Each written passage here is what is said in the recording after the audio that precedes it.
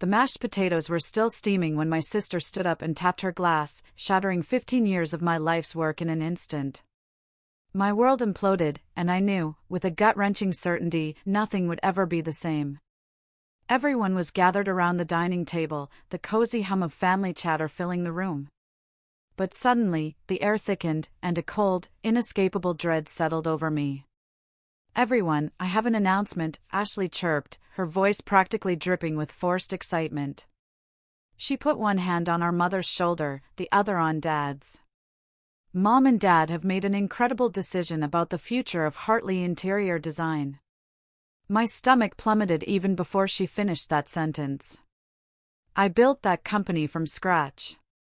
We had 16 employees when I started as operations manager, now we had 240. Revenue had skyrocketed from $800,000 to $37 million, all under my direction. Every single system, every client relationship, every innovative process, they were mine. "They've decided to transition ownership," Ashley continued, her eyes flickering to mine for just a split second across the table, "and I'll be taking over as CEO and majority owner starting January 1st. The room erupted in congratulations. Aunts and uncles clapped. Cousins cheered. My father raised his glass. My mother beamed with pride. Nobody looked at me. Nobody except Ashley, whose smile contained something darker than simple triumph. Dinner felt like drowning in slow motion. Conversation swirled around me while I sat frozen, fork halfway to my mouth. My brother-in-law, Kyle, kept squeezing Ashley's hand. Their daughters, Harper and Sophie, bounced in their seats, asking if this meant they'd get fancy offices. My parents explained the decision as if I weren't sitting right there, as if I hadn't spent a decade and a half making their retirement possible. "Ashley has such vision," Mom said, cutting her turkey with surgical precision. "Fresh perspective is exactly what the company needs." Fresh perspective. Ashley had worked at Hartley Interior Design for 18 months. She handled social media and client events, occasionally sitting in on design meetings where she contributed nothing of substance. Before that, she'd bounced between marketing jobs at 3 different companies in 5 years. But sure, fresh perspective. I excused myself before dessert, claiming a headache that wasn't entirely fabricated. Nobody protested. My father barely glanced up from his pumpkin pie. That night, I sat in my apartment with a bottle of wine I didn't drink and spreadsheets I couldn't stop reviewing. My employment contract sat on the coffee table, all 47 pages of it. I'd signed it 8 years ago when my parents officially incorporated, back when promises meant something, back when I truly believed family came first. The contract contained no ownership clause, no equity agreement, nothing guaranteeing me anything beyond a salary and performance bonuses. I'd been too trusting to demand more, too focused on building something great to worry about protecting myself. My parents had repeatedly assured me the business would eventually be mine. They'd said it over family dinners, during strategy meetings, in handwritten birthday cards. Always vague, always someday, never in writing. Monday morning arrived with the weight of inevitability.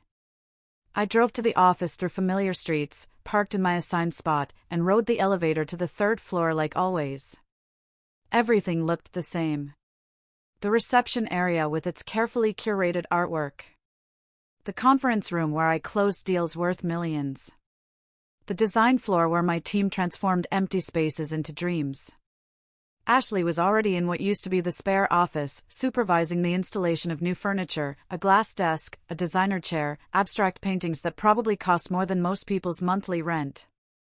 She glanced up as I passed, offering a smile that didn't reach her eyes. "Morning. Can we talk after you get settled?" I spent the hour before our meeting reviewing client files and project timelines. My hands moved through familiar motions while my brain cataloged everything I'd need to document. 15 years of institutional knowledge couldn't be replicated overnight. Every vendor relationship, every design shortcut, every client preference lived in my head. Ashley would discover that soon enough.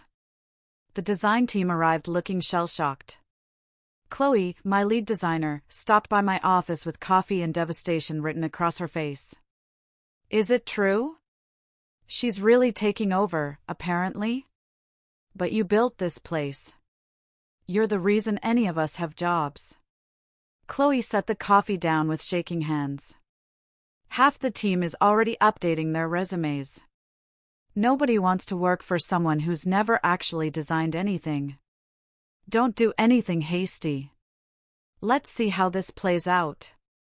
Even as I said it, I knew how it would play out. Ashley lacked the experience, the instincts, and the humility to recognize her own limitations. She'd make decisions based on ego rather than expertise, and talented people would flee rather than watch their careers suffer under incompetent leadership. The rest of that first week confirmed my predictions. Ashley held mandatory meetings where she outlined her vision using buzzwords she'd clearly lifted from business podcasts: synergy, disruption, leveraging assets. The designers exchanged glances while trying to maintain professional expressions. During one particularly painful presentation about reimagining our brand identity, I watched David, our art director of 11 years, physically cringe when she suggested we start using more Instagram-friendly color palettes, regardless of client preferences. By Wednesday, she'd announced her intention to overhaul our entire proposal process. The system I developed over years of refinement allowed us to turn around comprehensive design packages in 48 hours. Clients loved it. Competitors couldn't match it. Ashley wanted to add 3 additional approval layers and mandatory focus groups because she'd read an article about collaborative decision-making. This will slow everything down by at least a week, I told her during a tense meeting in her new office. Speed isn't everything. Quality matters. Our quality is exceptional. Our speed is what makes us competitive. She gave me a look that reminded me of childhood arguments over toys and attention. Things are changing. You can adapt or you can leave.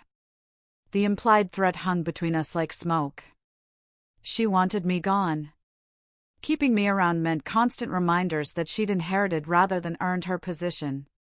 Every interaction with employees who respected me more than her would highlight the gap between competence and nepotism. My presence made her uncomfortable, and discomfort bred resentment. We talked at 10. She sat behind her new desk wearing a navy suit I'd seen in a boutique window in downtown Miami for $1,200. Her hair was styled differently, more severe. She'd even changed her glasses to something sharper, more authoritative. I want to be clear about expectations moving forward, she began, not bothering with pleasantries. There's going to be a transitional period where things shift. New direction, new energy, new leadership style. I waited, hands folded in my lap, face neutral. You've done good work here, she continued, the words sounding rehearsed. But growth requires change. I'll be implementing new processes, bringing in outside consultants, really modernizing how we operate. Modernizing processes I created. Her smile tightened. Processes that need updating. The industry has evolved. We need to evolve with it. What she meant was clear enough. She planned to erase everything I built and claim credit for whatever came next. A standard corporate playbook, made infinitely worse by sharing DNA. The next 2 weeks revealed the full scope of her plans. She hired a consultant named Nolan Grant, who'd never worked in interior design but had an MBA from somewhere prestigious. He conducted interviews with every department head, asking questions that demonstrated comprehensive ignorance of our actual business model. He proposed changing our vendor relationships, altering our pricing structure, and implementing new software that would cost $600,000 and accomplish nothing our current systems didn't already handle. Nolan scheduled individual meetings with each senior staff member. When my turn came, he sat across from me in a conference room with his laptop open and a recording device on the table between us. Tell me about your typical day, he began, fingers poised over his keyboard. I detailed my responsibilities: client consultations, design reviews, budget approvals, vendor negotiations, staff management, quality control, strategic planning. The list took 20 minutes to cover properly. He frowned at his screen. That seems like an excessive concentration of authority in one position. In modern organizational structures, we prefer distributed decision-making, flatter hierarchies, more collaborative approaches. He clicked through what looked like a PowerPoint presentation. Studies show that companies with less centralized power structures demonstrate increased innovation and employee satisfaction. Studies conducted in what industry? Various industries. The principles are universal. They weren't, of course. Interior design required clear creative direction and consistent quality standards. Too many voices in the decision-making process produced mediocre compromises that satisfied no one. But Nolan wasn't interested in industry-specific expertise. He was interested in justifying the consulting fees Ashley was paying him. That afternoon, he presented preliminary findings to Ashley in a meeting she'd made mandatory for all department heads. His recommendations included eliminating project manager positions and redistributing the responsibilities to designers, implementing a committee-based approval system for all client proposals, and restructuring the compensation model to reduce individual bonuses in favor of company-wide profit sharing. These changes will create a more equitable, collaborative environment, Nolan explained, gesturing at charts that somehow made dysfunction look like progress. Chloe raised her hand tentatively. Won't eliminating project managers just overburden designers with administrative work? We're already stretched thin. You'll adapt. Humans are remarkably resilient. What about the proposal approval committee? David asked. If we need 5 people to sign off on every pitch, we'll lose clients to faster competitors. Quality over speed, Nolan replied, using Ashley's exact phrasing from our earlier conversation. I stayed silent throughout the presentation, watching my team's mounting horror with detached fascination. They kept glancing at me, waiting for me to object or argue or defend the systems they relied on. I offered nothing. Let them see exactly what leadership looked like without competence behind it. Ashley brought her former college roommate, Brittany, aboard as Director of Client Relations, a newly created position that paid $90,000 annually and seemed to involve mostly planning parties. 3 of my senior designers quit within the first week after Brittany questioned their aesthetic choices during a client presentation. They'd been with the company for 7, 5, and 9 years, respectively. Their departures barely registered with Ashley. Sometimes you need to clear out the old guard, she told me over coffee she'd summoned me to her office to drink. Make room for new talent. New talent meant people who didn't remember who actually built this place. People who wouldn't question her authority or compare her leadership to mine. My parents avoided me. Phone calls went to voicemail. Sunday dinners were suddenly cancelled due to scheduling conflicts. When I finally cornered my mother at her book club, she looked uncomfortable and vaguely guilty but offered no real explanation. This is what your father and I decided was best, she said, clutching her hardcover copy of whatever literary fiction her group was pretending to enjoy. Ashley is family. Your family. This keeps everything in the family. I've dedicated 15 years to building that company. And we're grateful, sweetheart. But Ashley has children, a family to support. You're single. You have options. This way, everyone wins. Everyone except me. Mid-November brought the final insult. Nolan Grant presented his strategic restructuring plan at a company-wide meeting. It included eliminating my position as Chief Operating Officer and creating a new role called Senior Design Consultant with 40% less pay and 0 management responsibilities. I would report to Brittany, who would report to Nolan, who would report to Ashley. We're flattening the hierarchy, Nolan explained, gesturing at slides filled with buzzwords and meaningless diagrams. Creating more agile, responsive teams, eliminating redundancy. Eliminating me, he meant. Not literally firing me, which might trigger uncomfortable questions or legal complications, but making my role so diminished and humiliating that I'd quit on my own. I sat in that conference room, surrounded by people I'd hired and trained, watching them avoid my eyes as Nolan dismantled everything I built. My assistant of 9 years looked ready to cry. The design director I promoted from junior associate mouthed sorry when Ashley wasn't looking. Nobody spoke up. Nobody protested. Fear was an excellent motivator, and Ashley had made clear that loyalty to the old regime wasn't welcome in her new vision. The meeting concluded with forced applause and uncomfortable silence. People filed out quickly, avoiding conversation. I gathered my notebook and walked back to my office with measured steps, professional calm. My assistant followed me in and closed the door. This is garbage. Complete garbage. You should sue them. Maybe. Definitely. You've given everything to this company. Her voice cracked slightly. I've watched you work 80-hour weeks. Miss your friends' weddings, cancel vacations, and this is how they repay you. I looked around my office, framed awards on the walls, photos from completed projects, a shelf full of industry publications featuring my work. 15 years of proof that I'd been excellent at something that no longer mattered.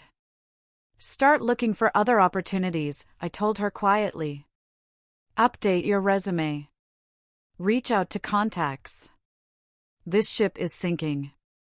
She left looking stricken, and I finally allowed myself to feel the full weight of what had just happened. The rage came first, hot and sharp. Then grief. Then something colder and more useful, clarity. They wanted me gone. Fine, I'd leave. But I wouldn't slink away defeated. I wouldn't give them the satisfaction of watching me fail elsewhere. I'd do something they'd never anticipated because their small minds couldn't conceive of someone actually competing instead of complying. I'd destroy them. That night, I made a decision. I called Ethan Miller, an attorney I'd worked with on several high-profile client contracts. He listened while I explained the situation, occasionally interjecting with questions about documentation and timelines. When I finished, he was quiet for a long moment. Do you want to sue them? He finally asked. No, I want to compete with them. That's significantly more difficult and expensive. I knew my employment contract contained a non-compete clause preventing me from working for direct competitors within a 100-mile radius for 2 years. However, it said nothing about starting my own business. The lawyers who drafted it had assumed family loyalty would prevent such measures. They'd assumed wrong. Ethan spent 3 days reviewing every document I provided, searching for loopholes and potential legal vulnerabilities. My contract prevented me from soliciting Hartley interior design clients or employees. It didn't prevent clients and employees from finding me. It didn't prevent me from opening a business in the same industry. It didn't prevent me from being better. We met at his office on a gray afternoon while rain hammered against the windows. He spread contracts and legal pads across his conference table, pointing to highlighted sections with a pen. The non-compete is enforceable but narrow. You can't approach their clients directly. You can't recruit their employees. You can't use proprietary information like client lists or design templates. He tapped a specific paragraph. But here's what they missed. The clause only prevents active solicitation. If clients come to you independently, if employees reach out on their own initiative, if word spreads organically through industry channels, none of that violates your contract. So, I need to be findable but not aggressive. Exactly. Register your business, get an office, build a website. Let people know you exist without telling them to leave Hartley. The rest will happen naturally if you're as good as you think you are. I'm better than I think I am. He smiled slightly. Then you'll need capital. Significant capital. Startup costs for a design firm of any real scale will run minimum $500,000, probably closer to $1 million if you want to compete seriously. I had $400,000 in savings, 15 years of living modestly, investing wisely, and prioritizing future security over present indulgence. It wasn't enough, but it was a start. The next week involved financial gymnastics I'd never imagined needing. I met with bank loan officers who looked skeptical until I showed them my resume and industry connections. I called in favors from people who owed me professional courtesies. I pitched investors who'd made money from projects I'd managed. My Uncle Michael came through with a $200,000 loan at reasonable interest. He'd never particularly liked my father, his brother-in-law, and the family drama had given him an excuse to take sides. My former college roommate Sarah, now a successful venture capitalist, connected me with 3 investors interested in backing a woman-owned design firm with an experienced operator at the helm. The pitch meetings were brutal. 3 hours of explaining business models and market analysis to people who wanted guaranteed returns on uncertain ventures. I showed them Hartley's revenue growth under my leadership. Demonstrated my industry relationships through reference letters from major clients. Outlined a 5-year plan that was aggressive but achievable. Why should we believe you can replicate that success independently? One investor asked, a man named Daniel Lee, who'd made his fortune in tech startups. Because the success was mine to begin with. The company name was irrelevant. The client relationships, the design philosophy, the operational efficiency, all of it came from my work, not my family's brand. Remove me from Hartley and watch their revenue collapse. Back me independently and watch me build something sustainable. After 2 weeks of pitches and negotiations, I secured another $400,000 in exchange for 25% equity. Not ideal, but necessary. Building something real required resources, and resources required compromise. I registered the business under the name Meridian Design Studio on December 28, opened a corporate bank account on the 29th, signed a lease on office space on the 30th. By January 2nd, I had furniture, computers, software licenses, and a phone system. What I didn't have was employees or clients.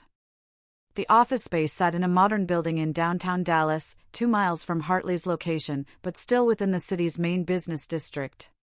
Smaller than what I'd left behind, but with better light and newer infrastructure. Ethan had specifically confirmed the location was legally sound. The non-compete prevented me from working for competitors, not from operating my own business at a reasonable distance. I spent New Year's Eve assembling IKEA furniture and setting up workstations, measuring twice and drilling once because precision mattered even in preparation. The website went live on January 3rd, clean design, a portfolio of my best work, contact information. No mention of Hartley interior design, no aggressive messaging about being better or different, just professional presentation of capabilities and experience.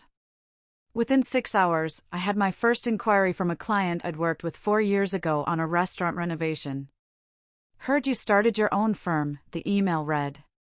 We're expanding to a second location. Interested in discussing? I responded within 15 minutes. We scheduled a call for the following day. During that conversation, I outlined my vision for their new space without once mentioning my previous employer. The client signed a contract worth $320,000 by the end of the week. Word spread through channels I built over 15 years. Industry contacts updated their referral lists. Former clients checked in to see what I was doing. A commercial real estate developer I'd helped with 7 properties called to congratulate me and ask about availability for an upcoming project.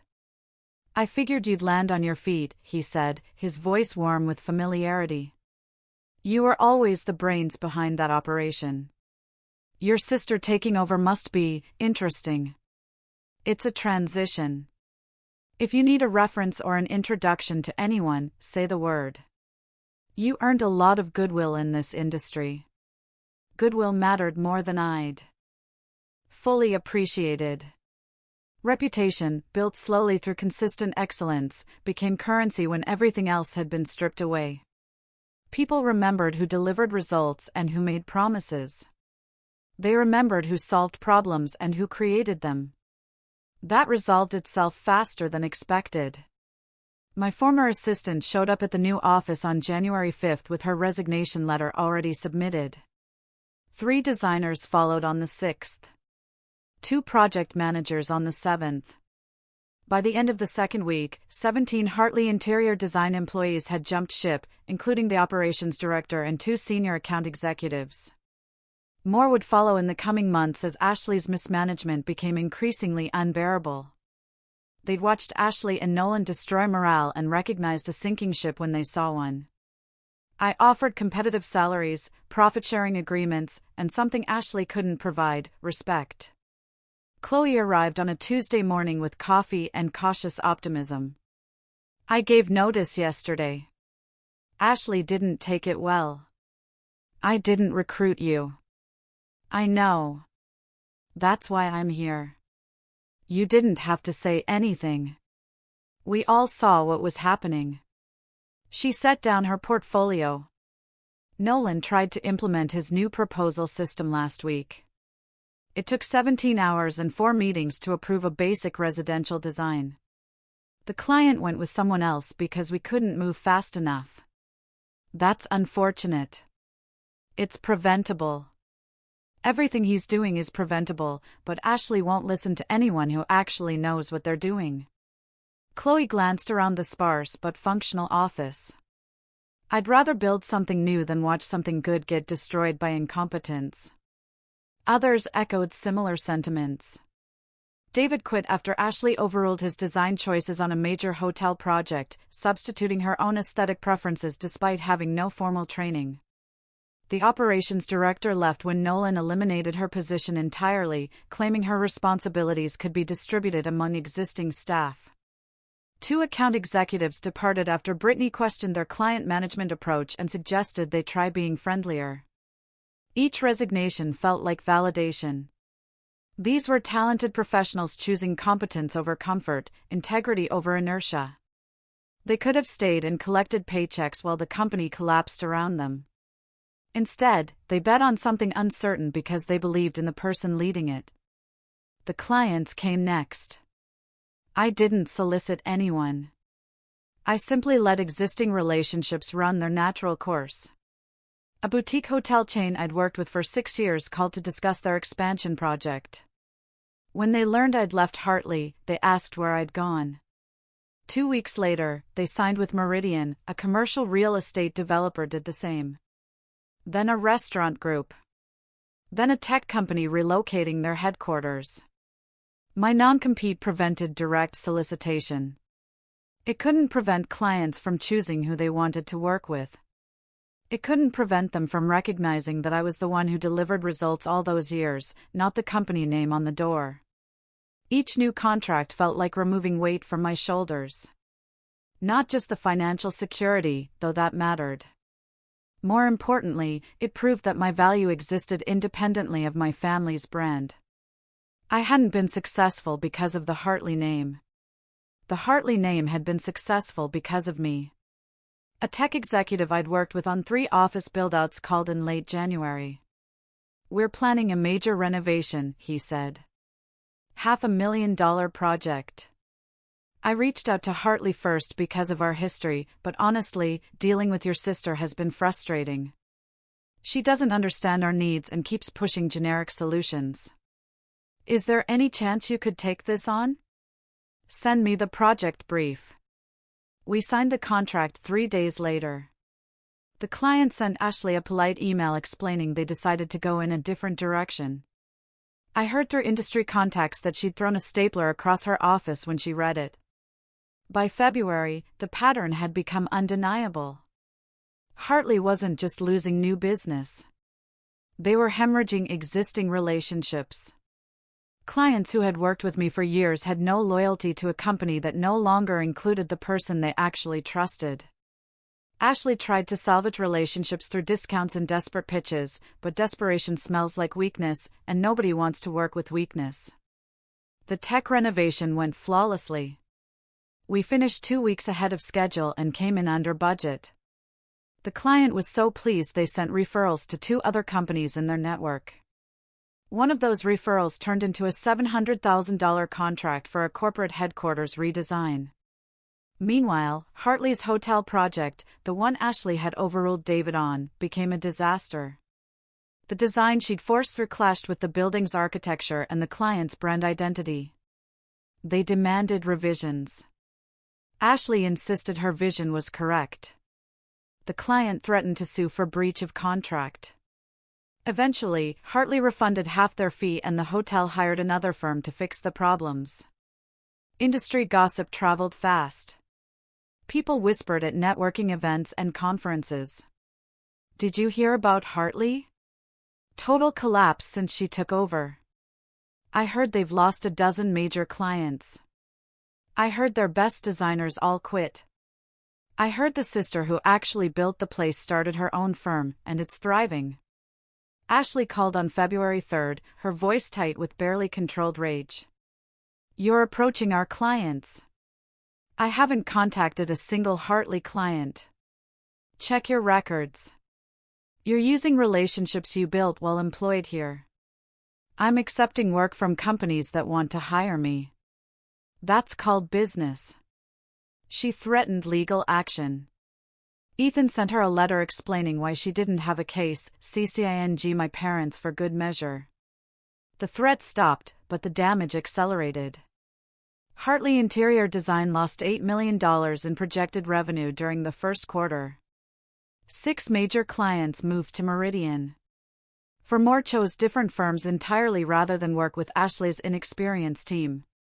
The expensive new software Nolan had implemented crashed repeatedly, delaying projects and frustrating staff.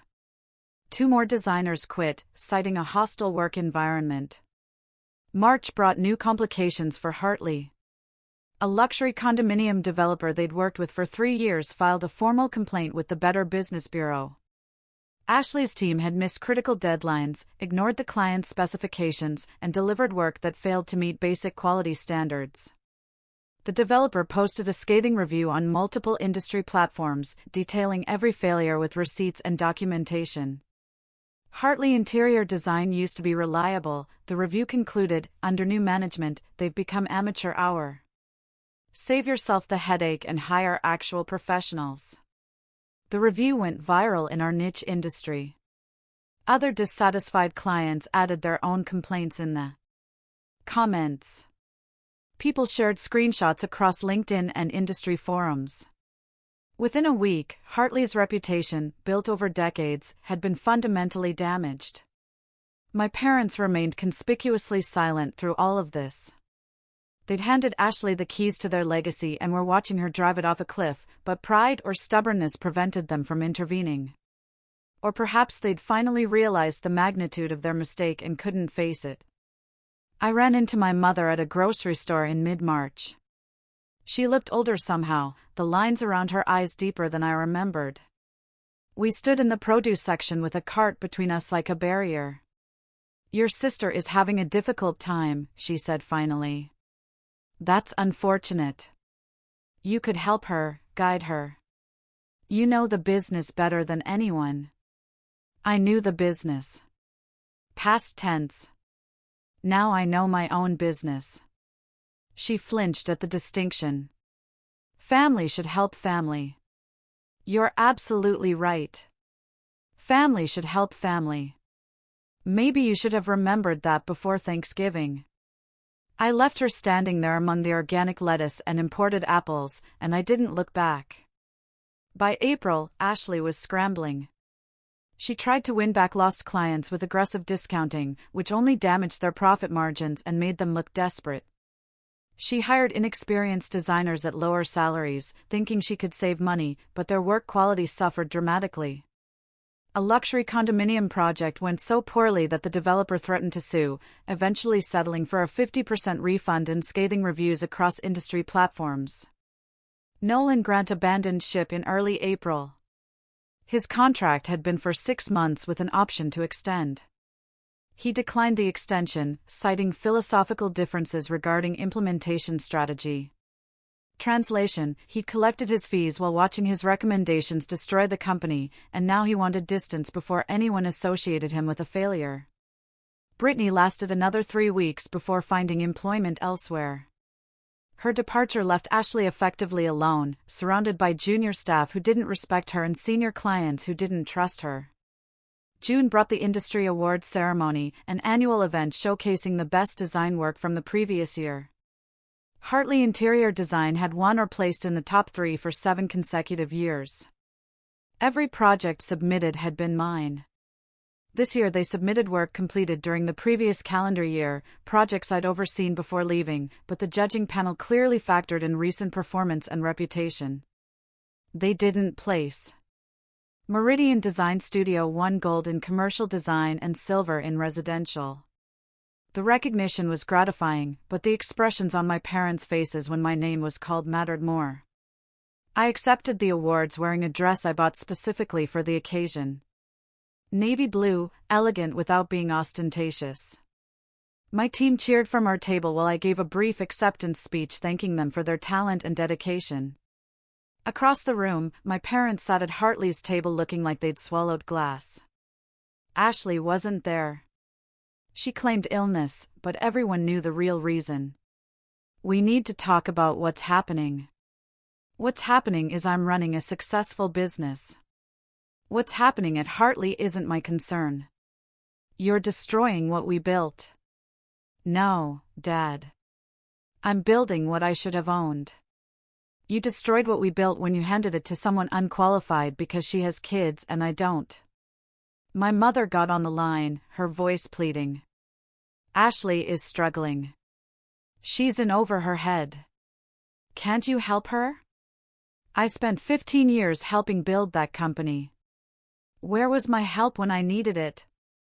They had no answer. By August, Hartley Interior Design was in genuine trouble.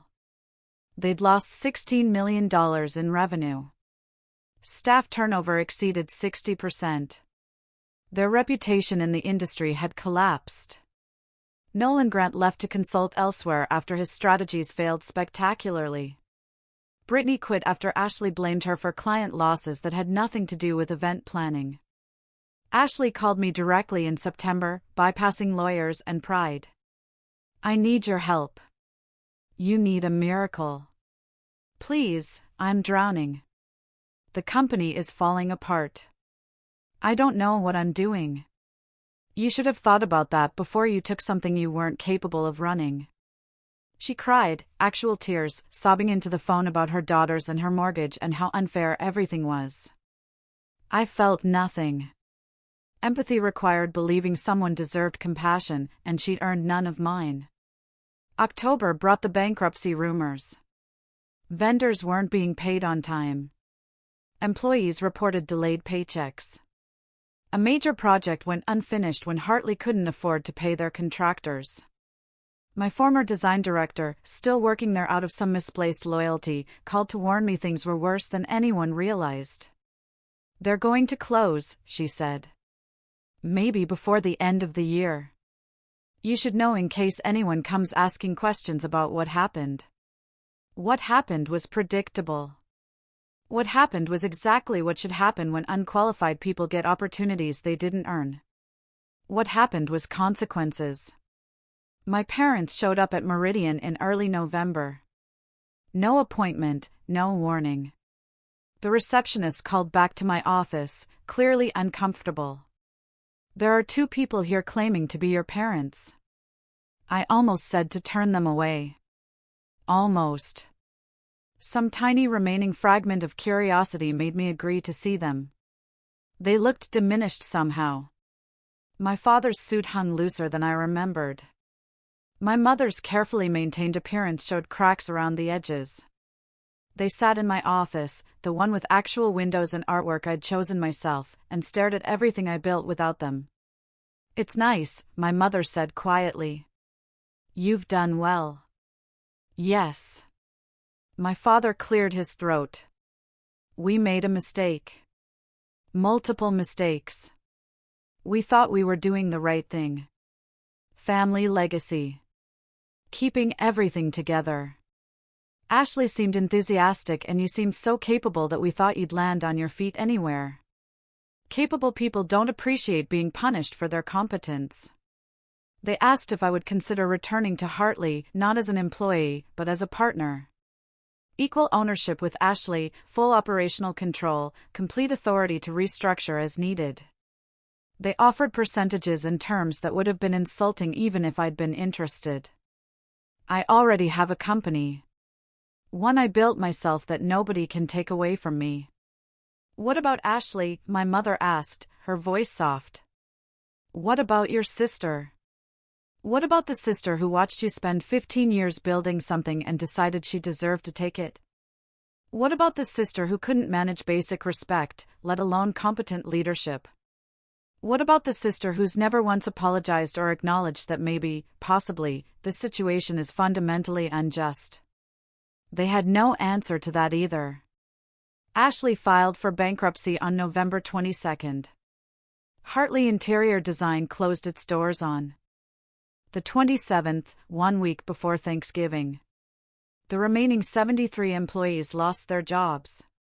Many others had already fled throughout the year as conditions deteriorated. My parents lost their retirement investment. Ashley lost everything she'd briefly pretended to have. I'd be lying if I said I felt nothing. There was satisfaction, definitely. Vindication, the deep, resonant rightness of watching actions produce appropriate consequences. But underneath that lived something more complicated. Grief, maybe, for what my family used to be before greed and favoritism destroyed it. Sadness for the employees who'd done nothing wrong except trust the wrong leadership. Mostly, though, I felt free. Thanksgiving this year happened at my apartment. Small gathering, carefully chosen attendees. Uncle Michael and his wife, Sarah, and her husband, Ethan, and his partner, my former assistant, and several designers who'd become genuine friends. We ate catered food from a restaurant client, drank excellent wine, and talked about the future instead of dwelling on the past. My phone buzzed periodically with messages I didn't read. Ashley asking if we could talk. My mother suggesting family counseling. My father wondering if I'd reconsider their offer now that Ashley had learned her lesson. Each notification represented an opportunity to engage with people who demonstrated exactly who they were when it mattered most. I deleted them all. On Monday, a courier delivered a formal letter from Ashley's attorney. She was suing me for tortious interference, claiming I deliberately sabotaged Hartley Interior Design by stealing clients and employees. Ethan laughed when I showed him. Actually laughed out loud, in a way attorneys rarely do. Let her sue. Discovery will be fascinating. We'll subpoena every internal email, every client interaction, every personnel decision. We'll demonstrate systematic mismanagement, hostile work environment, breach of fiduciary duty. By the time we're done, she'll wish she'd left well enough alone. The lawsuit was quietly withdrawn 3 weeks later. December brought the final indignity for my parents. Their house, purchased partially with planned profits from selling Hartley Interior Design, went into foreclosure. My father's investment portfolio, heavily weighted toward the business he thought would fund their retirement, became effectively worthless. My mother called, crying, begging me to at least help them avoid losing their home. "You have the money now," she sobbed. "Your business is doing so well. Can't you help your parents?" I could have. Meridian Design Studio was projected to close the year at $19 million in revenue with healthy profit margins. I could have written a check that would solve their immediate crisis without significantly impacting my own financial position. "No," I said simply. "How can you be so cruel? We're your family. You taught me exactly how family treats each other." I learned the lesson perfectly. They lost the house in January. Moved to a small rental across town. My father took a consulting position with a former competitor at a fraction of his previous income. My mother got a part-time job at a boutique. They aged a decade in a year. Ashley and Kyle divorced in March. The financial stress, combined with his resentment over her catastrophic business failure, proved too much for a marriage that had always been more about appearances than substance. She moved in with our parents in their cramped rental, sleeping on a pull-out couch while trying to find employment in an industry where everyone knew what happened at Hartley.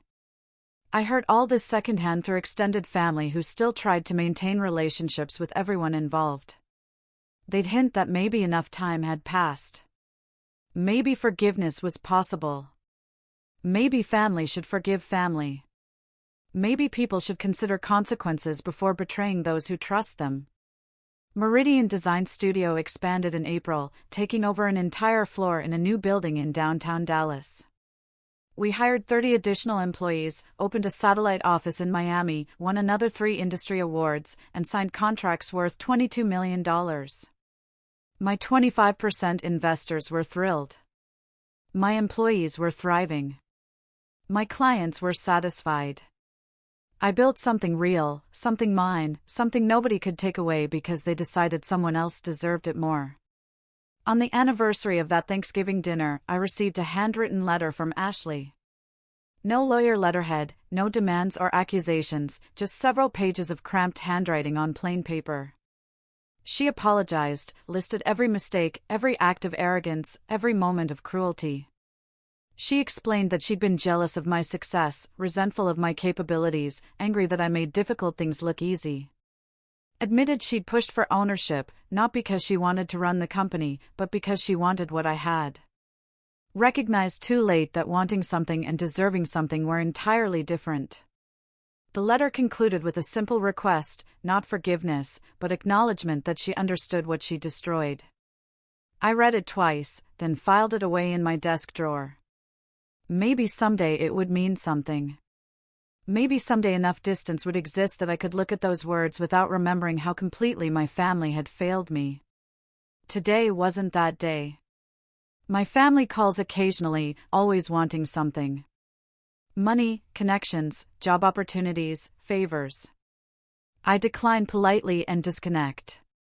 They're strangers now who happen to share my genetic code. Nothing more. They made their choices. I made mine. The difference? I can live with the consequences of my decisions. Meridian Design Studio continues to grow. We're projected to hit $35 million this year. I'm considering expanding to a third office, possibly Nashville or Austin.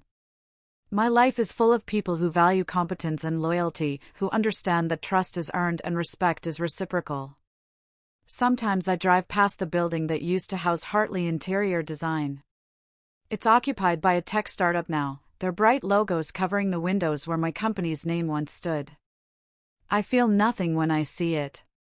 No nostalgia, no regret, no lingering anger.